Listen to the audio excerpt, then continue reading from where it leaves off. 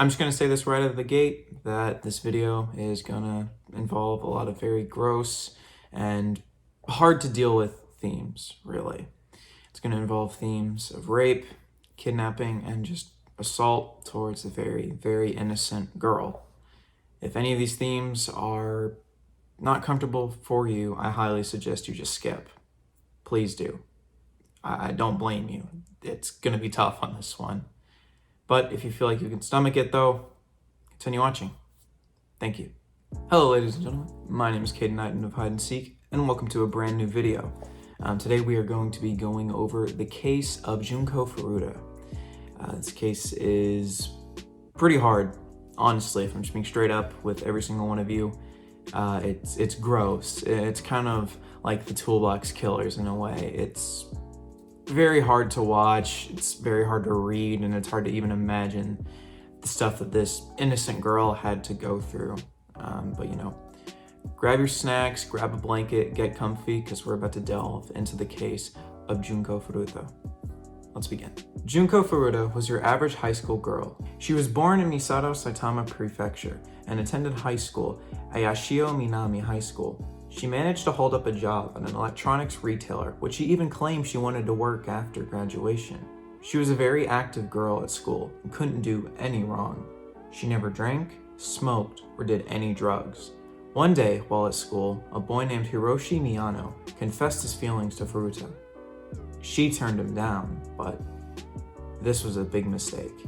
Miyano was involved with a gang called the Yakuza. Even though he was a low-ranking member, he was still active within the organized crime syndicate.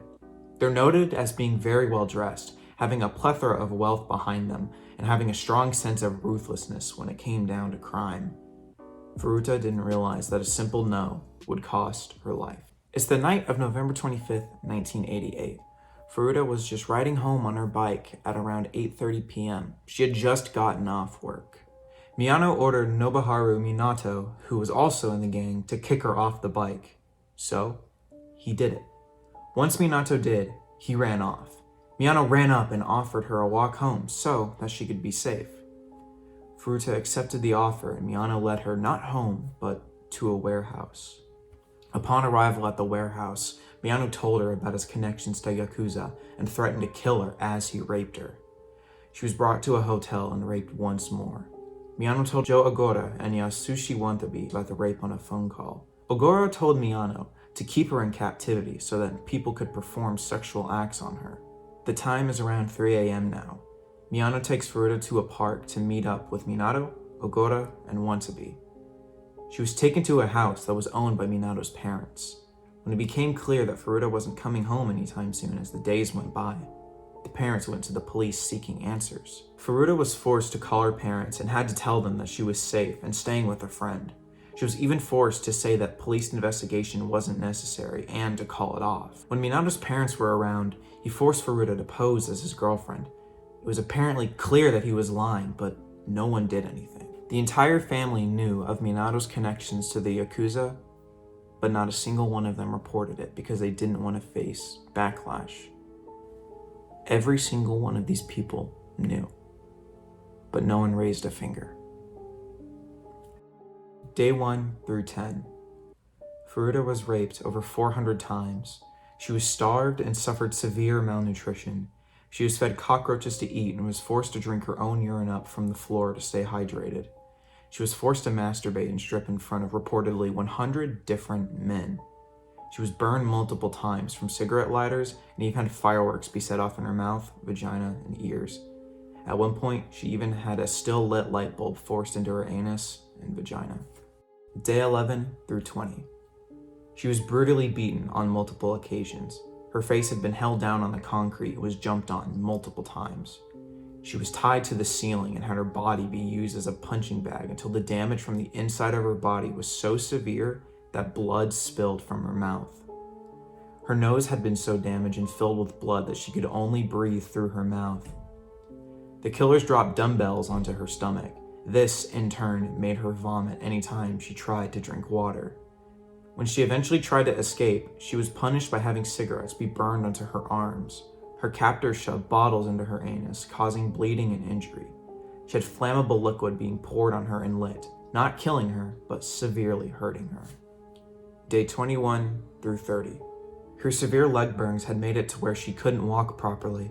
She was beaten multiple times with bamboo sticks and once again had fireworks be set off from the inside of her anus.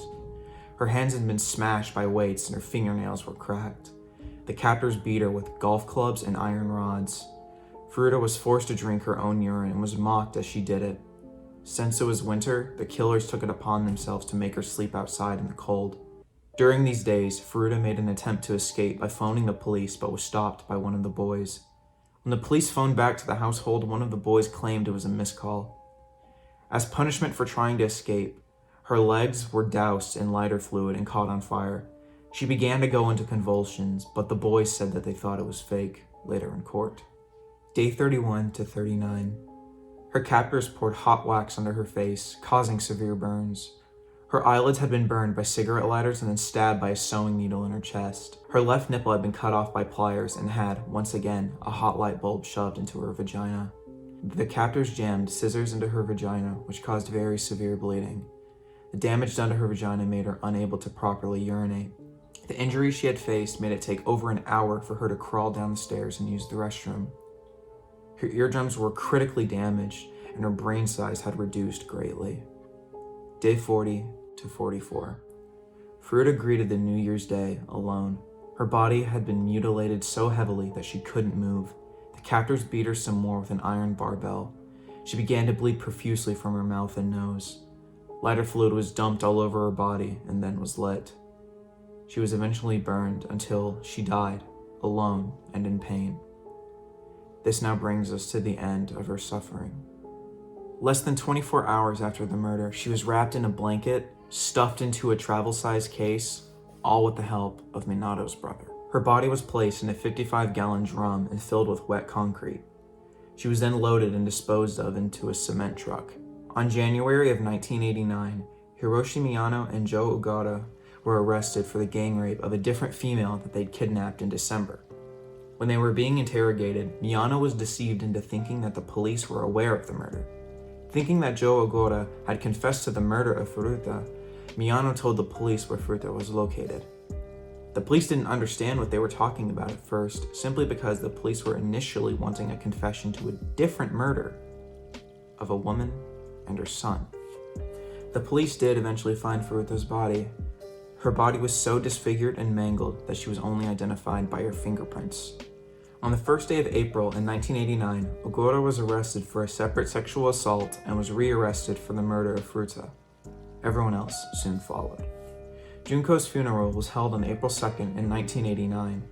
The job she worked at before had the manager present the parents with a uniform she would have worn. The uniform was placed into her casket. When high school graduation came around, her diploma was given to her parents.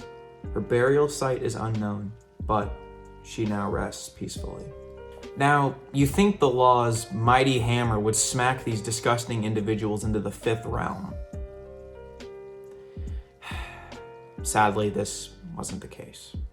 Instead of pleading to murder, all of the boys pled to, quote, committing bodily injury that resulted in death, end quote.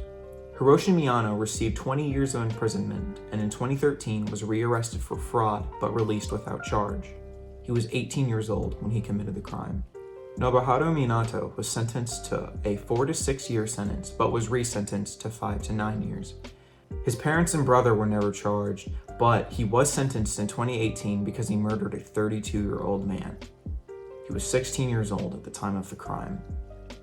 Yasushi Wantabe was sentenced to 3 to 4 years in prison and then received an upgraded sentence of 4 to 7 years. He was 17 at the time of the murder.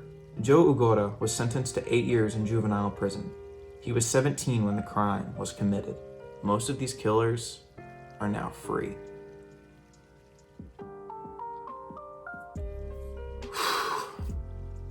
Yeah, this was rough. The justice system failed her so heavily, and it's really horrible to see.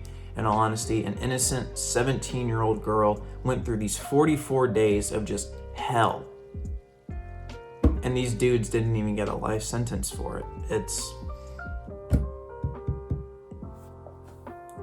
It's just so gross. It's truly vile and disgusting that these individuals, some of them just walk free now. Like, they're just out in the world now. I did place Junko's Find a Grave in the description below. Please leave a message as usual. I love putting good energy out in the world, and frankly, I feel like it just should be done. Again, check the description, leave a message, please, please, please put some good energy out in the world. Especially during times like this, I think some good energy will go a long way. But anyway, ladies and gentlemen, my name is Caden K of Hide and Seek. If you liked it, why not like and subscribe? It helps me out. If you didn't like it, dislike and let me know what I can improve on. I'm always looking for constructive criticism. But anyway, ladies and gentlemen, I'll see you in the next one.